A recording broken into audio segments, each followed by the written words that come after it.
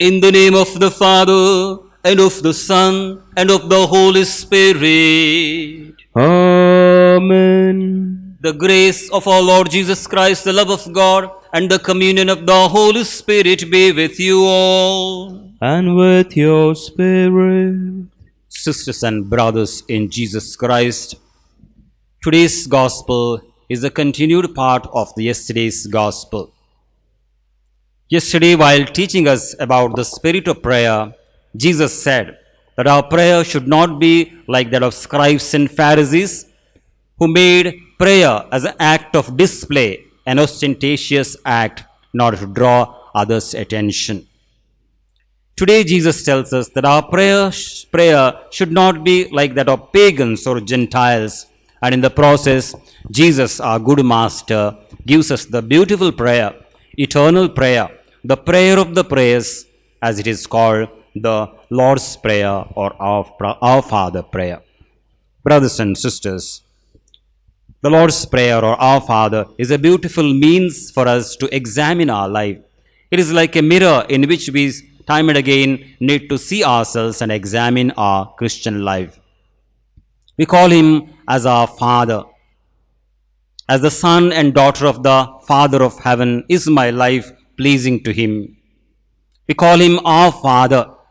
It means my brothers and sisters are other children of the Father.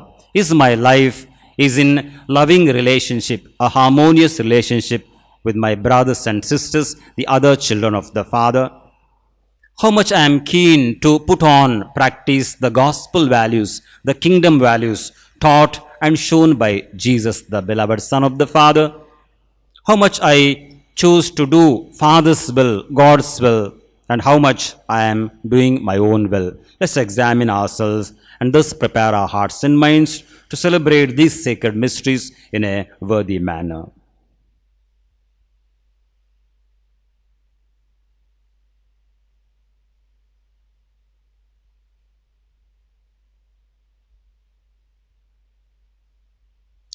I confess to Almighty God and to you, my brothers and sisters, that I have greatly sinned in my thoughts and in my words, in what I have done and in what I have failed to do, through my fault, through my most grievous fault.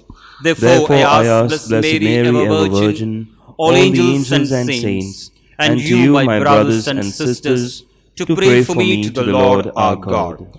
May Almighty God have mercy on us, forgive us our sins, and bring us to everlasting life. Amen. Lord, have mercy. Lord, have mercy. Christ, have mercy. Christ, have mercy. Lord, have mercy. Lord, have mercy. Let us pray.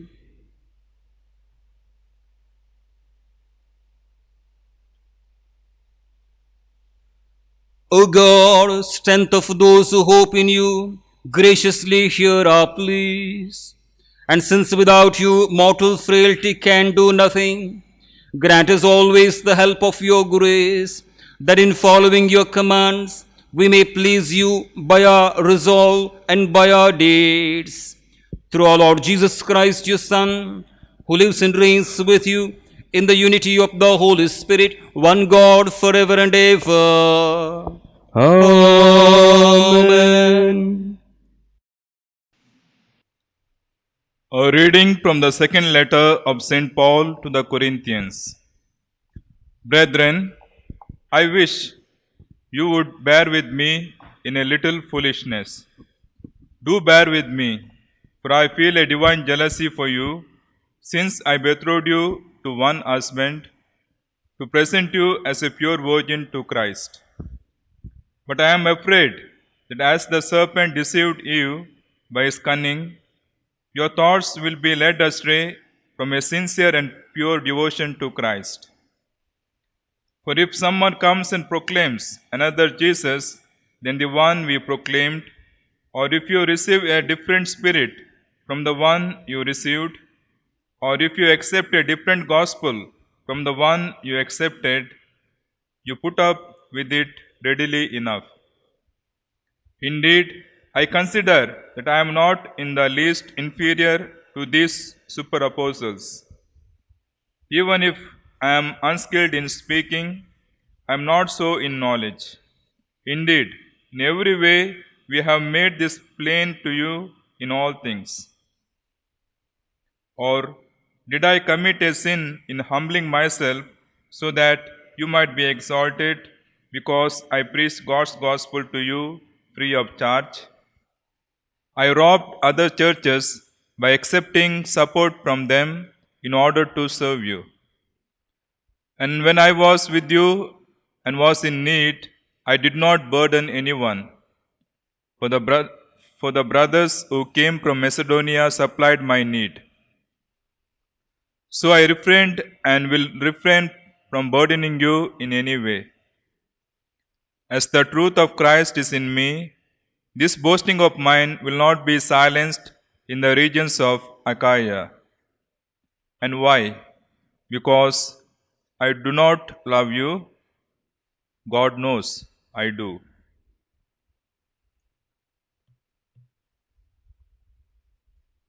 The word of the Lord. Thanks be to God. Your response. The Lord's handiwork is justice and truth. The Lord's handiwork is justice and truth.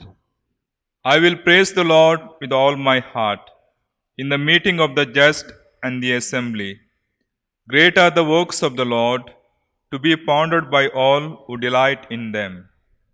The Lord's handiwork is justice and truth. Majestic and glorious His work.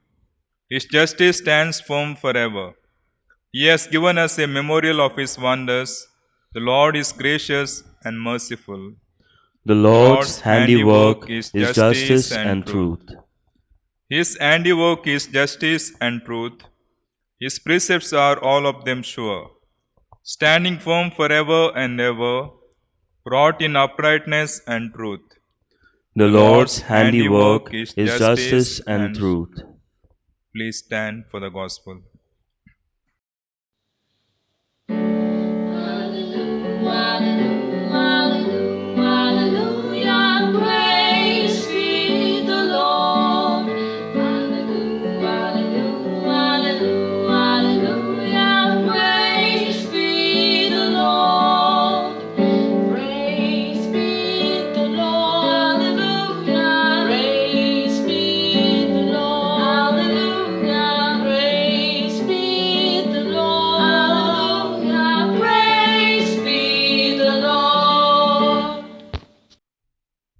The Lord be with you. And with your spirit. A reading from the Holy Gospel according to Matthew. Glory to you, O Lord. At that time, Jesus said to his disciples, "When you pray, do not heap up empty phrases as the Gentiles do, for they think that they will be heard for their many words. Do not be like them, for your Father knows what you need before you ask Him. Pray then like this: Our Father in heaven, hallowed be your name. Your will be done, your kingdom come. Your will be done on earth as it is in heaven. Give us this day our daily bread, and forgive us our debts, as we also have forgiven our debtors. And lead us not into temptation, but deliver us from evil. For if you forgive others their trespasses, your heavenly Father will also forgive you. But if you do not forgive others their trespasses, neither will your Father forgive your trespasses."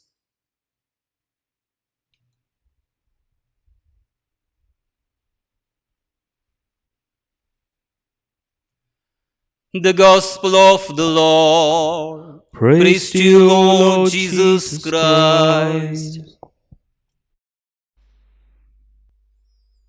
When you pray, do not heap up empty phrases as the Gentiles do. My dear brothers and sisters, why do you think that the Gentiles or the pagans were heaping up empty phrases or babbling in their prayers? We know that pagans had multiple gods, hundreds of gods with different difficult names. So while praying, the pagans were a bit confused or rather scrupulous as of whether they mentioned this God's name, that God's name, whether they remembered this one or that one. So in that scrupulosity, confusion, perhaps they were praying lengthy prayers, babbling prayers. Psalm 115 we hear, pagan idols are silver and gold. They have mouths but they cannot speak. They have ears, they cannot hear. So, brothers and sisters, when the pagans or the Gentiles were praying, they were not sure whether they are heard by their gods, these statues of wood and mud, silver and gold. So they had a temptation perhaps to use plentiful words, lengthy and loud prayers. Jesus tells us that our prayers should be different from the pagans and different from the scribes and Pharisees. Our God is a living God. Our God is a God of Abraham, God of Isaac, God of Jacob, God of Moses. In Jesus, He has become our Abba Father. He knows us well. So Jesus wants us to pray lovingly, meaningfully. In the process, He gives us the Lord's Prayer. Brothers and sisters, one of the difficulties or one of the dangers that we can have in our day-to-day prayers, including the Our Father, is that we pray mechanically. We know the words very well, so our minds are distracted, so it becomes habitual, routine, mechanical prayers. Jesus does not want that our prayer, whether it's Our Father or other prayers, become mechanical. From the lips of Divine Master Jesus, we receive this precious prayer, Our Father prayer. But I would say, from the heart of praying Jesus, we receive the Spirit also with which we need to pray this Lord's Prayer and other prayers addressed to God. Whenever Jesus prayed to His Father, whether loud prayers or whether His personal prayer, Jesus knew fully well, totally conscious that He is speaking to His beloved Father. Jesus knew what He was speaking or saying in His prayer, surely. And Jesus knew who He is praying, that the beloved Son is praying, relating to His Father. So the prayer of Jesus, whether vocal or personal prayer, was a devout prayer, a very prayer that surged from the depth of His heart with so much devotion and attention, with so much reverence to His Father. Brothers and sisters, when Abraham began to bargain with God for the people of Sodom and Gomorrah, he almost babbled like a child. He was stammering because he knew that he was speaking to God Most High. Moses was told at the burning bush, "Take off the sandals from your feet," because he was encountering the Holy God, Mighty One. God does not want that we approach Him with a negative fear, but at the same time, whenever we pray with Our Father or other prayers, we should pray devoutly, with utmost reverence and devotion and respect that is due to God Most High, Holy God.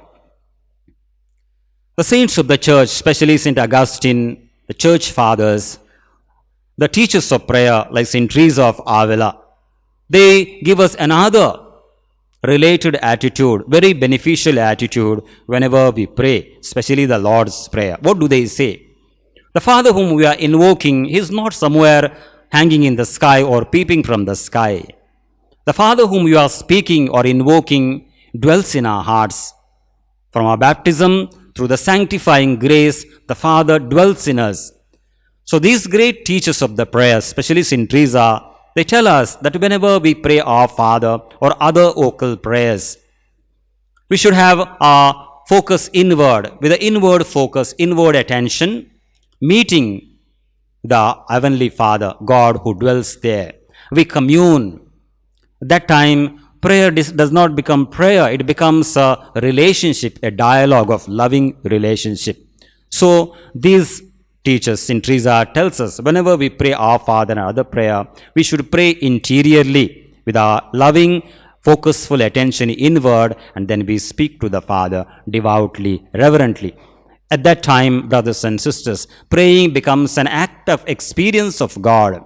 This prayer, the Our Father, becomes a transforming experience, infilling and enriching experience. Let's try that. In the liturgy, brothers and sisters, the Lord's Prayer is present. It should be present because it is the prayer of the prayer. Have you ever realized or analyzed when in the Eucharistic liturgy, in the Holy Mass, the Our Father is said?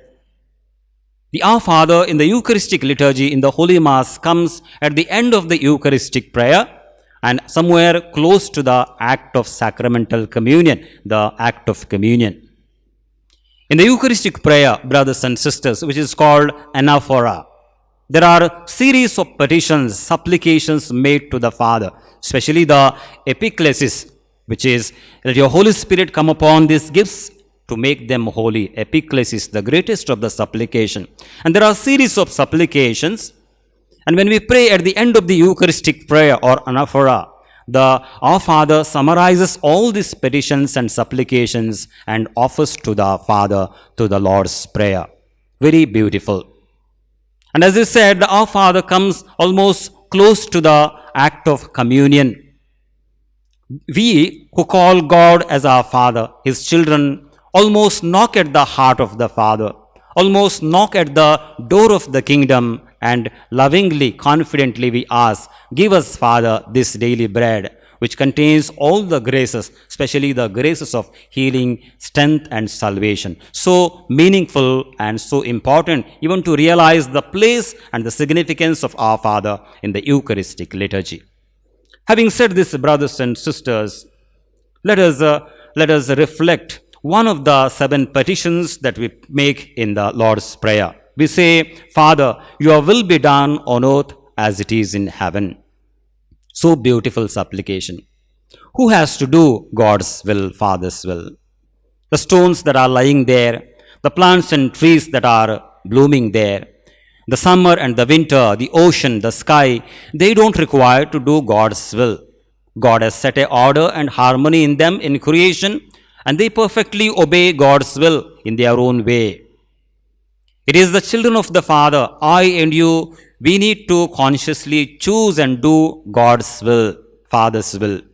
At the end of the day, perhaps one of the ways, if we examine our conscience, we need to ask is, how much I chose to do God's will, how much I was busy doing my own will. The great teachers in Teresa of Avila, in her Way of Perfection, commenting on the Our Father, especially on this, Thy will be done on earth, she gives us another dimension of the petition, Thy will be done on earth. She tells us, whenever we make this petition, supplication, we are asking God that I am ready to suffer for Jesus. I am ready to suffer with Jesus, suffer like Jesus. And she gives us a brilliant example of Jesus. She tells, look at the divine master who made this supplication when he was in the Garden of Gethsemane. In his great agony, he said, let this cup pass from me. But Father, not my will, your will be done. Your will be done. The Father who loved his Son very much, and the Son who loved his Father, he fulfilled this petition of Jesus that he made. He allowed that Jesus should suffer and drink this chalice, drink this cup. So, brothers and sisters, learning from the lips of Jesus, learning from the life of Jesus, we also learn whenever we pray the Lord's Prayer, Thy will be done on earth. We also show our readiness, a generous readiness to suffer with Jesus, suffer for Jesus, suffer like Jesus, and make our own sufferings a sanctifying one for our salvation and for the fruitfulness of the salvation of the world.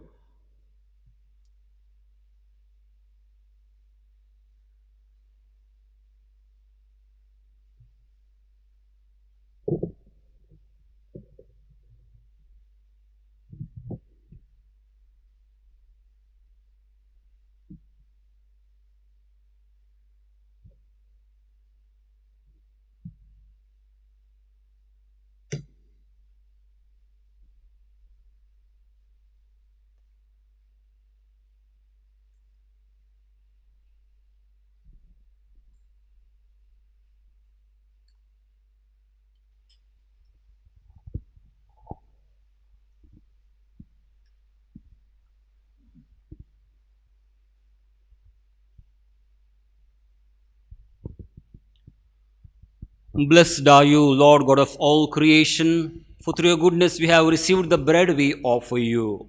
Fruit of the earth and work of human hands, it will become the bread of life. Blessed be God forever.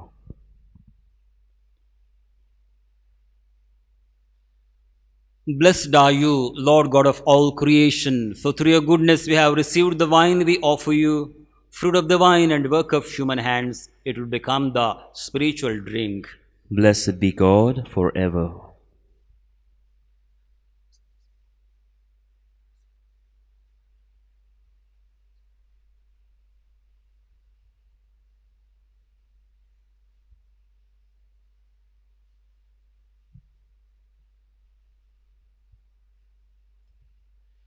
Pray, my dear sisters and brothers, that this sacrifice, mine and yours, may be acceptable to God the Almighty Father. May the Lord accept this sacrifice at your hands for the praise and glory of his name, for our good and the good of all his holy church. O God, who in the offerings presented here provide for twofold needs of human nature, nourishing us with food and renewing us with your sacrament, grant, we pray, that the sustenance they provide may not fail us in body or in spirit, through Christ our Lord. Amen. The Lord be with you. And with your spirit, Lift up your hearts. we lift them up to the Lord. Let us give thanks to the Lord our God. It is right and just. It is truly right and just, our duty and our salvation, always and everywhere to give you thanks, Lord, Holy Father, Almighty and eternal God. For in goodness you created man, and when he was justly condemned, in mercy you redeemed him through Christ our Lord. Through him the angels praise your majesty, dominions adore and powers tremble before you. Heaven and the virtues of heaven and the blessed seraphim worship together with exultation. May our voices, we pray, join with theirs in humble praise as we all joyfully acclaim. Holy, holy, holy, Lord God of hosts, heaven and earth are full of your glory. Hosanna in the highest. Blessed is he who comes in the name of the Lord. Hosanna in the highest.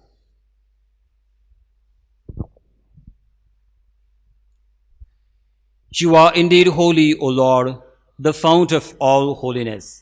Make holy, therefore, these gifts, we pray, by sending down your Spirit upon them like the dewfall, so that they may become for us the body and blood of our Lord Jesus Christ. At the time he was betrayed and entered willingly into his sacred passion, Jesus took bread, and giving you thanks, he broke it and gave it to his disciples, saying, "Take this, all of you, and eat of it, for this is my body, which will be given up for you."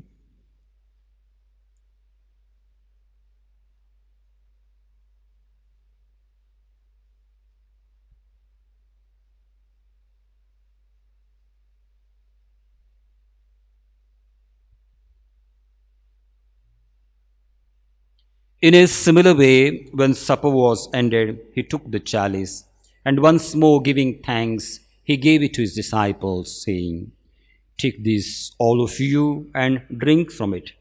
For this is the chalice of my blood, the blood of the new and eternal covenant, which will be poured out for you and for many for the forgiveness of sins. Do this in memory of me."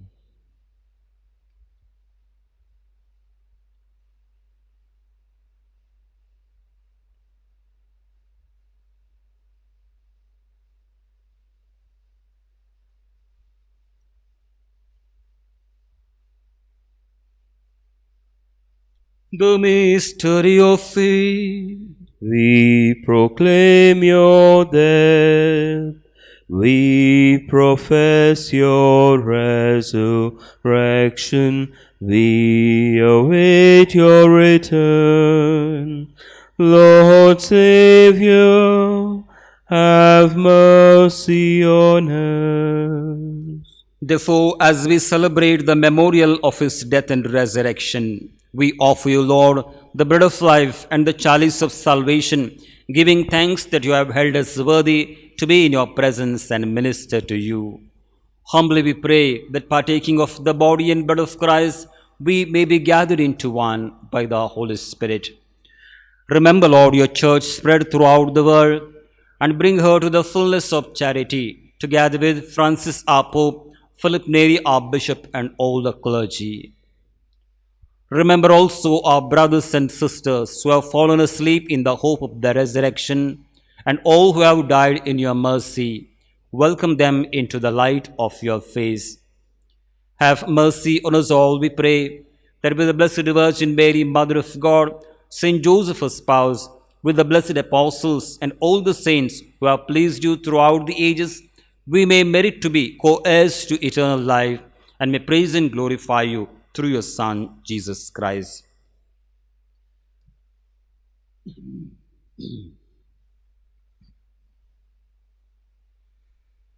Through him and with him and in him, O God Almighty Father, in the unity of the Holy Spirit, all glory and honor is yours forever and ever. Amen. Dear brothers and sisters, we have become aware anew of the significance and the place also of our Father in the sacred Mass. Keeping that in mind, let us then, taught by Jesus our divine Master, let's dare to call God as our Father, as we say, Our Father, who art in heaven, hallowed be thy name. Thy kingdom come, thy will be done, on earth as it is in heaven. Give us today our daily bread, and forgive us our trespasses, as we forgive those who trespass against us. And lead us not into temptation, but deliver us from evil. Deliver us, Lord, we pray, from all that is evil. Graciously grant peace in our days, that by the help of your mercy, we may be free from sin and safe from all distress, as we await the blessed hope and the coming of our Saviour, Jesus Christ. For the kingdom, the power, and the glory are yours, now and forever. Lord Jesus Christ, you said to your apostles, Peace I leave you, my peace I give you. Do not look on our sins, Lord, but look on the faith of the Church, and graciously grant her peace and unity in accordance with your will, you who live and reign forever and ever. Amen. The peace of the Lord be with you always. And with your spirit. Let us lovingly offer each other the sign of peace. Peace be with you. Lamb of God, you take away the sins of the world, have mercy on us. Lamb of God, you take away the sins of the world, have mercy on us. Lamb of God, you take away the sins of the world, grant us peace.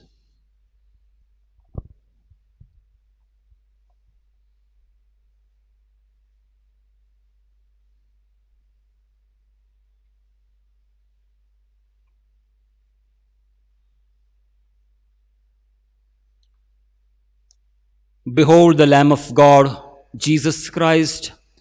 Behold him who takes away the sins of the world.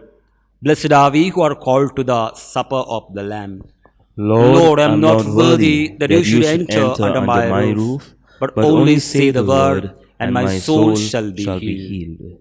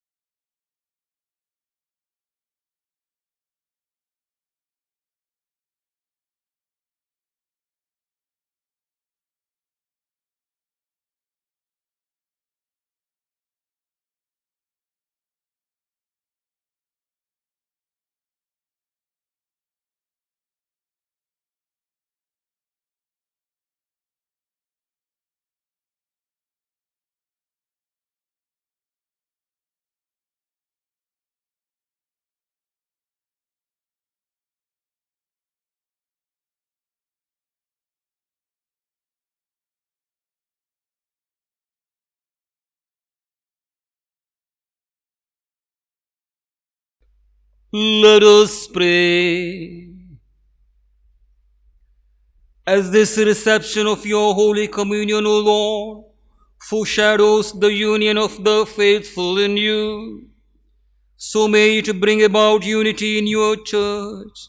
We ask this through Christ our Lord. Amen. The Lord be with you. And with your spirit. And may God Almighty bless you all, the Father, the Son, and the Holy Spirit. Amen. Go in peace, glorifying God by your life. Thanks be to God.